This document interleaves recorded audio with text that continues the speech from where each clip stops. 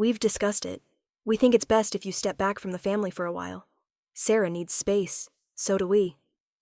The group message came through at 7:42 p.m. on Thursday. Below it, a thumbs-up emoji from Aunt Carol, someone who rarely responds to family group texts unless they include cute cat photos or Pizza Hut coupons. My name is Elena Moore, 33 years old, head of financial analysis at a major securities firm in Chicago. No husband, no kids, no tattoos.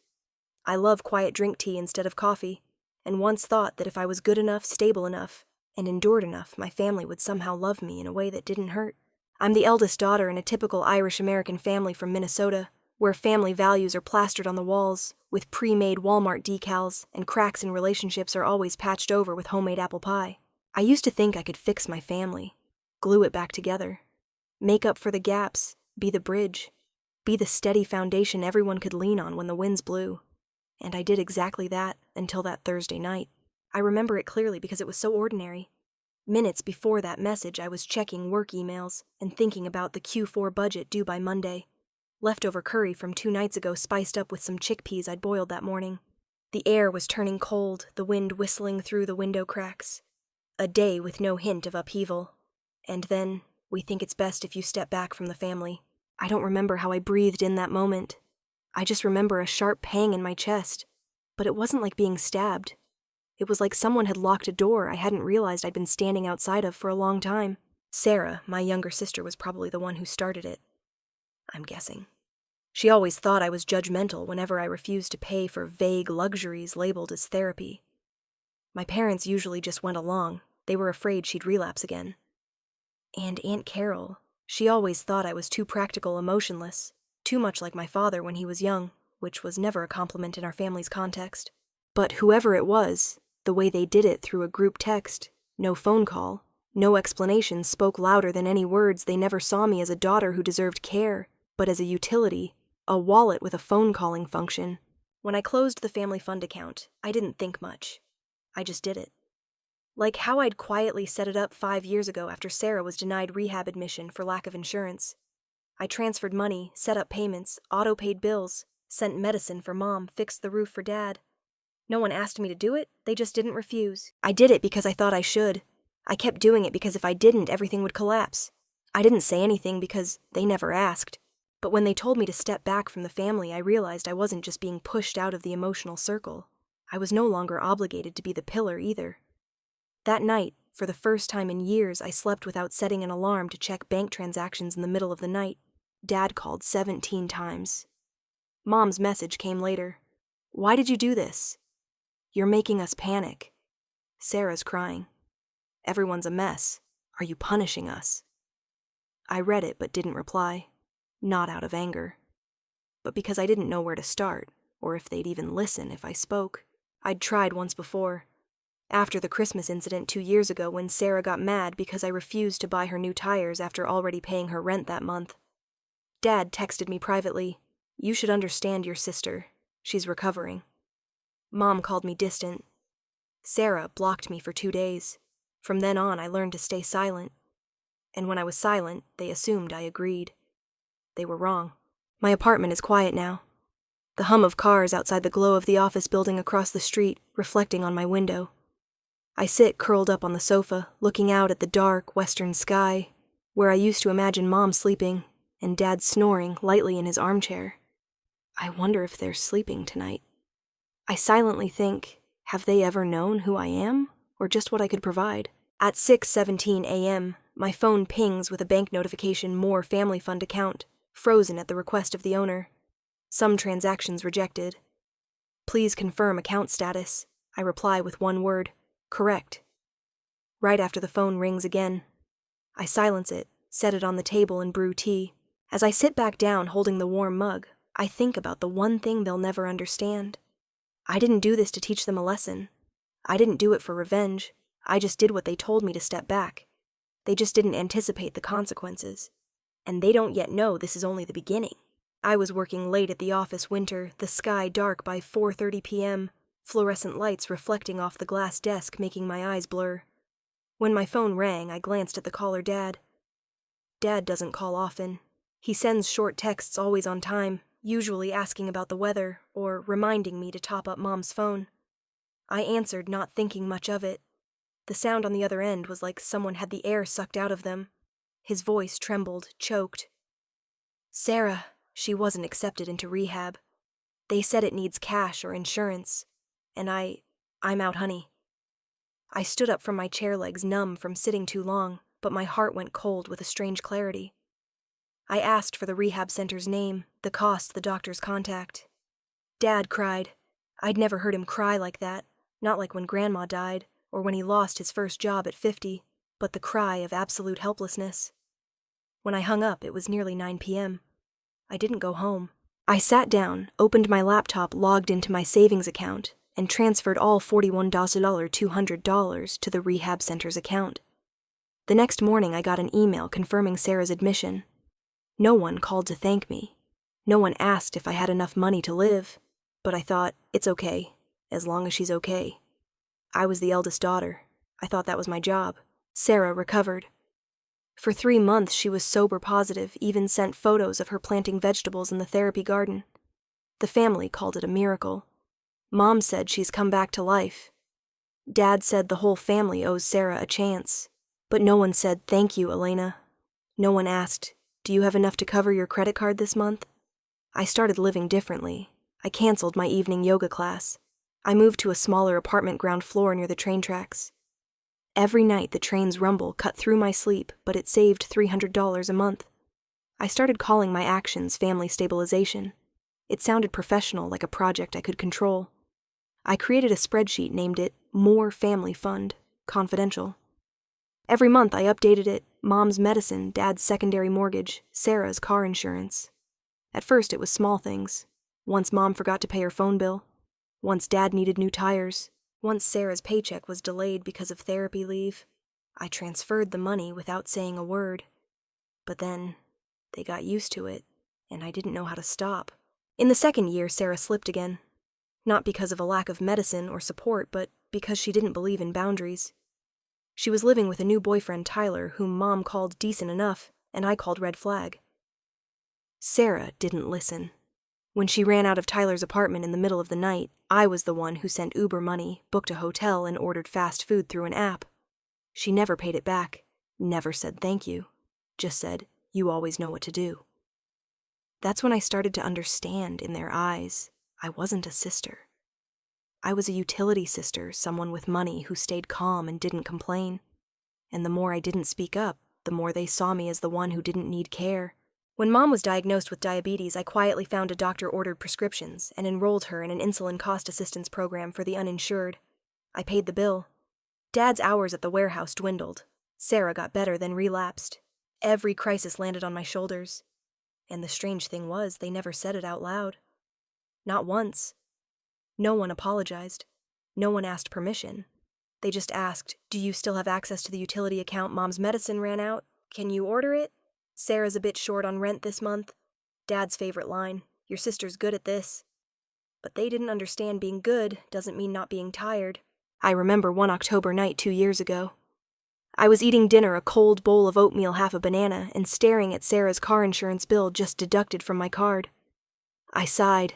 At that moment, Sarah posted on Instagram yoga in the sunlight, captioned, healing isn't linear. Be gentle with yourself. And me, I sat there exhausted, depleted, no longer sure who I was trying to save. Why didn't I get angry? Because I had no room to be angry. If I got angry, I feared I'd lose the family entirely, even though they were already slipping away. If I screamed, I feared I'd shatter, and when the one who endures breaks, everything collapses with them. So I chose silence. But I started keeping track of everything. Every payment, every favor, every email, every call, every "can you help" that went unanswered afterward.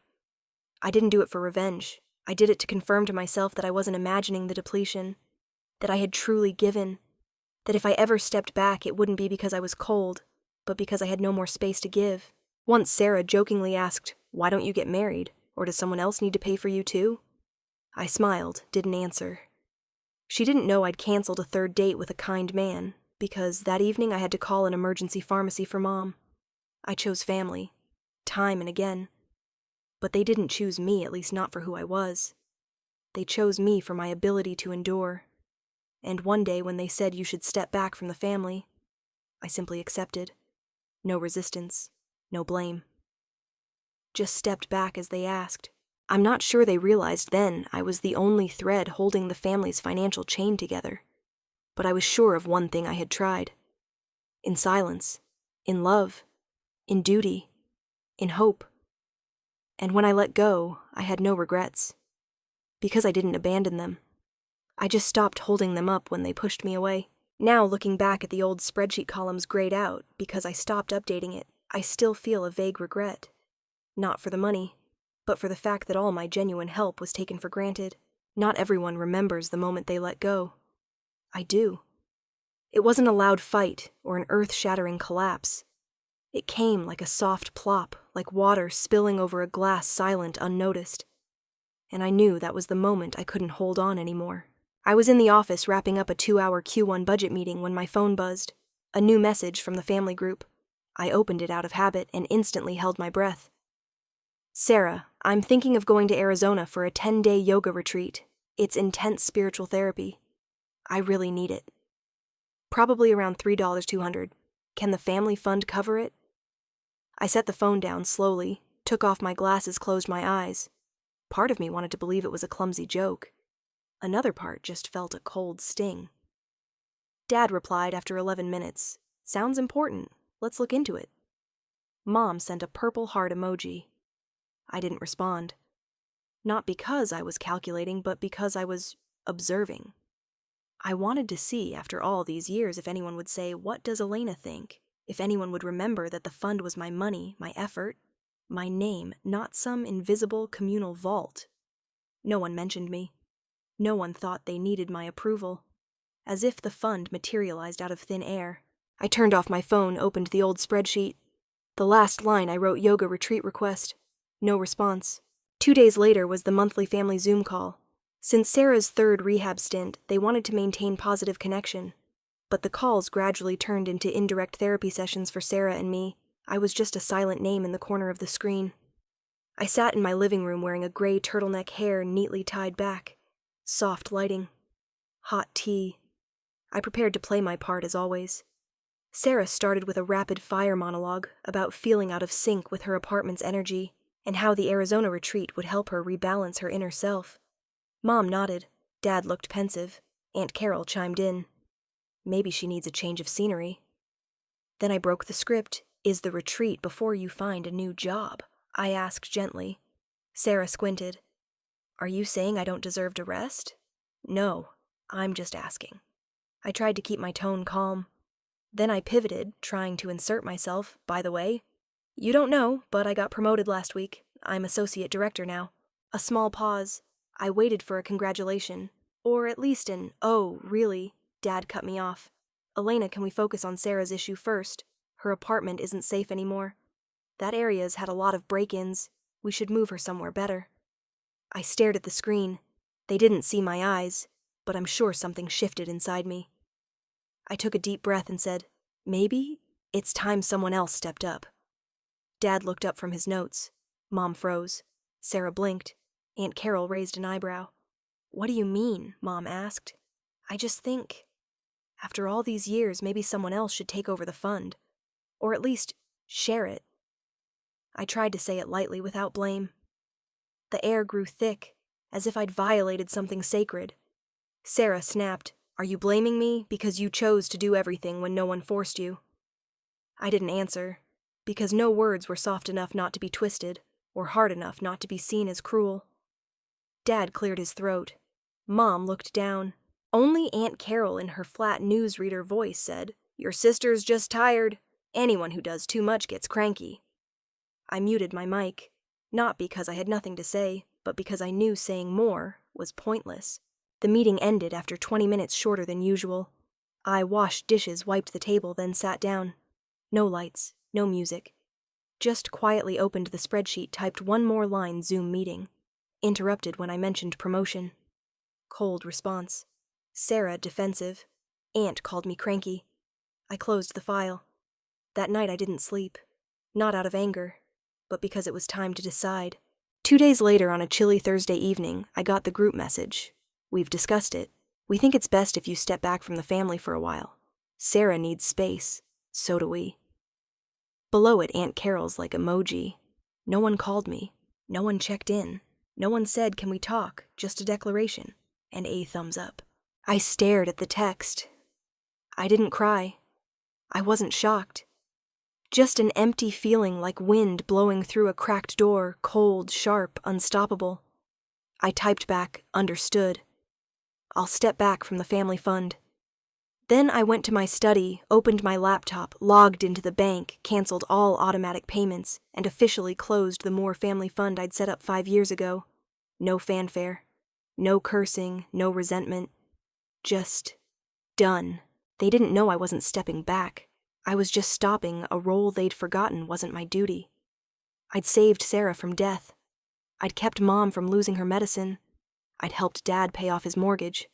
And now, when I only said maybe someone else should step up, I was seen as a threat to be removed. To be. The next morning, I got an email from the bank, Moore Family Fund permanently closed. All access for linked members revoked. I typed confirmation correct. A minute later, the first call came from Mom, then Dad, then Sarah. Then bank emails failed automatic transactions, rejected medicine bills, disconnected utilities. The only thing I thought in that moment, they never thought I'd actually let go. I sat by the window watching the sky darken. Below, people rushed by cars, streaked like beams of light. No one knew that, on the 16th floor, someone had just let go of a role she'd carried for half a decade, not because she stopped loving, but because that love had been twisted into demands. And I, after all those years, stopped asking for permission to let go. I simply did. But I didn't know that letting go would spark a fiercer backlash than I'd ever imagined. I always thought if the day came when my family faced me as adversaries instead of kin, I'd at least hear a confession, something close to the truth. But no, what I got was a Zoom call labeled an open conversation, but really a trial with no lawyer, only a preset verdict. The call was scheduled for the afternoon after I closed the family fund. Emily, my cousin Aunt Carol's daughter, sent the link. The invite was so polite, I knew it was carefully crafted. "Dear Elena, we'd like to talk together. No pressure, just a family chat." I knew what was waiting, and I still joined. 5:00 p.m. I opened Zoom, adjusted the room's lighting, tied my hair back, kept my spreadsheet open on a second screen. Not to show off, but to be ready. The screen showed 6 squares, Dad pacing behind the couch, his face reddening by the minute. Mom sitting still, lips pursed white. Sarah fully made up, but her mascara smudged like she'd just cried.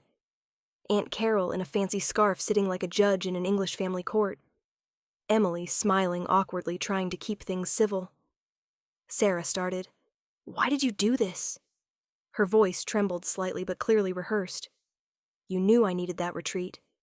Why did you cut everything off? You just disappeared. Like I don't matter." I looked at her, then at each face. No one seemed ready to hear an explanation. They were just waiting for me to admit fault. I took a deep breath. I didn't disappear. I did exactly what you all told me to step back. And when I stepped back, I took everything that was mine. The family fund was my money, in my name. I managed it, paid it, took legal responsibility. I did that for 5 years. Dad cut in. You didn't have to do that. No one forced you to set up the fund. You chose it. True, I nodded. I chose it. Because I thought family meant holding each other up.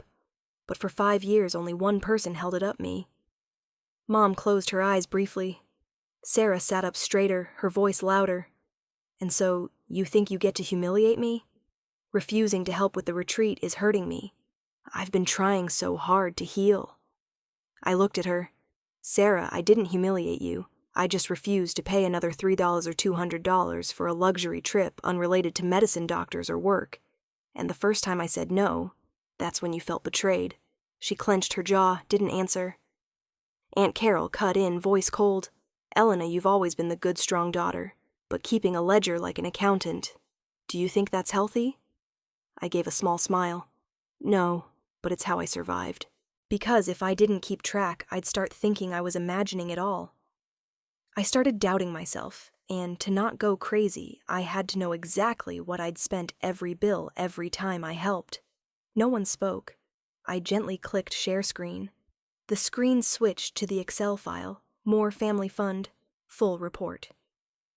Dates, expenses, recipients, reasons, personal notes. I scrolled from the first line, February 2019, Sarah's rehab admission, $41,200, to the middle, Sarah's tires, $650, after paying her rent that month to the last yoga retreat request, unpaid. Total spent as of last month, $87, $421.13. Everyone was silent. Emily spoke, first barely a whisper. "Oh my God," Mom opened her mouth, voice almost hoarse. "You kept track of everything?" "No," I said, eyes still on the screen. "I just recorded what I did, because no one did it for me. No one ever asked how I was living, if I had enough, if I was tired." Dad looked at me, face reddening. "You didn't need to do that. We're family. No one asked you to keep a debt. Because we're family." I looked straight into the camera. "You thought you didn't need to say thank you. Didn't need to check on me. Didn't need to take responsibility." Sarah stood up, nearly shouting, "You're just bitter because you did everything, and no one acknowledged you. You want a medal? A good person title?" I paused. Not from shock, but because her words confirmed what I'd feared.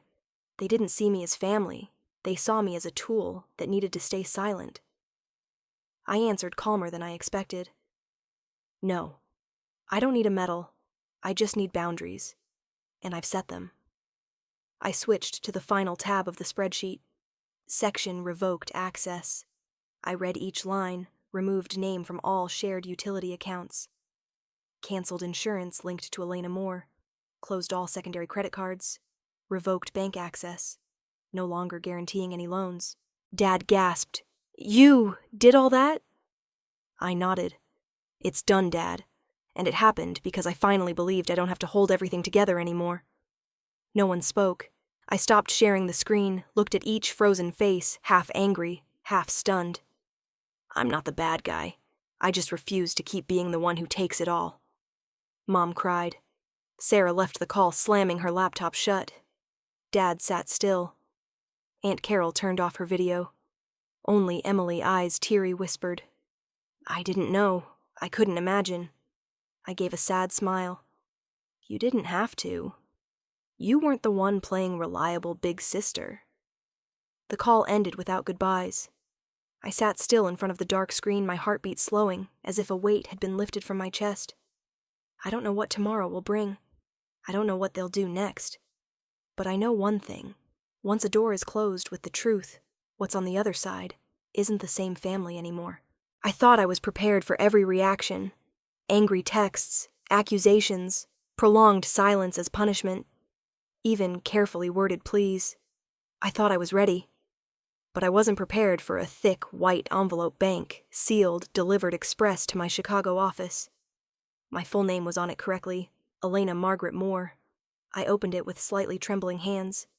Inside was a full copy of a commercial loan application for $80,000 filed under my name as the primary borrower.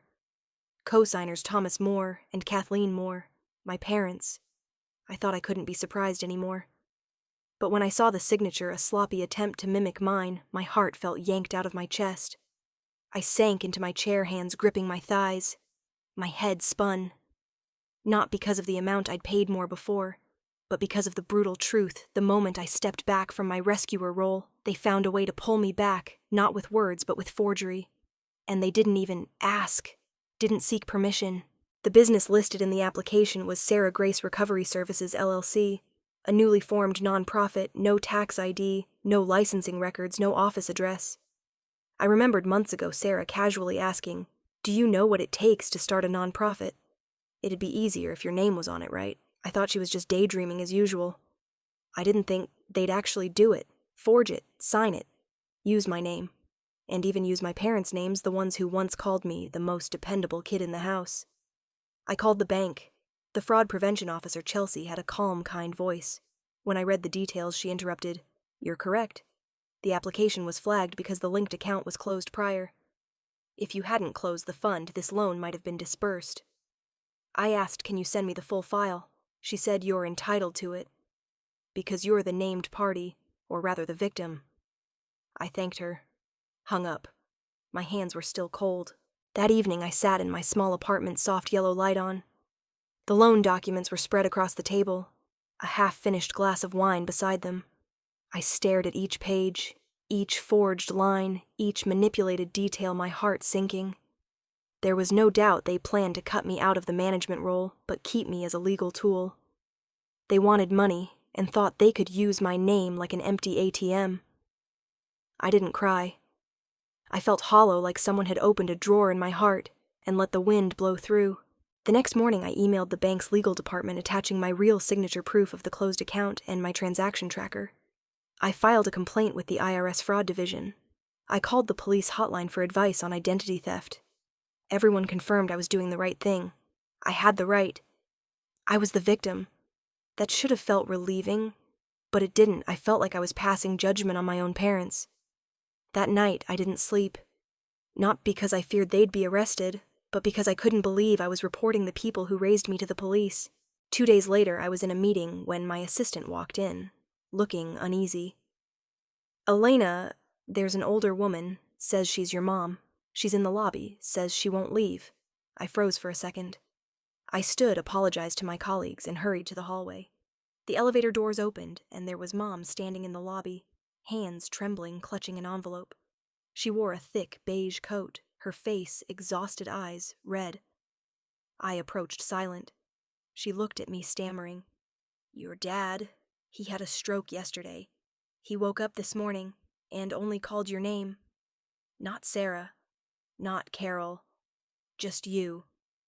I stood still. Inside, it was like ashes trying not to scatter. She shakily held out the envelope. The hospital needs insurance. He couldn't remember his card number. Do you have it? Or can you help? I didn't take it right away. I looked at her, the woman who held me when I was scared of the dark, who made chicken soup when I was sick, and who co-signed a fraudulent loan against me less than 2 weeks ago. She started crying. Not like Sarah, chaotic and loud. Just the tired cry of a mother with nowhere left to lean. We were wrong. But now, your dad's in there. You're the only one he's calling for. I didn't answer. I took the envelope, turned, and made no promises. That evening I went to the hospital. I didn't go inside. I stood outside the ICU's glass door, watching him, frail, pale hands tangled in IV lines. I saw myself as an 8-year-old watching him collapse in the garden from heat stroke. I paid the initial hospital bill, didn't use my real name, didn't leave a phone number, just signed EMM. I didn't stay. I didn't ask questions. I just paid and walked away, not out of duty, but because I'm still his daughter, and he needed saving. That night I went home, boiled water brewed tea, and sat watching the streetlights blur through the foggy window. I thought, if someone asked me, what is forgiveness, I wouldn't talk about letting go. I'd say it's when you don't let hate decide what you do, despite having every reason to hate. I didn't hug Mom. I didn't talk to Dad. I didn't text Sarah. But I did the right thing. I saved someone one last time. And then I let go. I don't know if when he woke he remembered calling my name. I don't know if Mom said anything. I don't know if Sarah understood why I didn't show up for visiting hours. I only know that if I forgive, it doesn't mean I forget. I just chose to end it in a way that lets me still hold my head high when I look in the mirror. And I never expected that final act of kindness would be the start of an even more horrifying truth.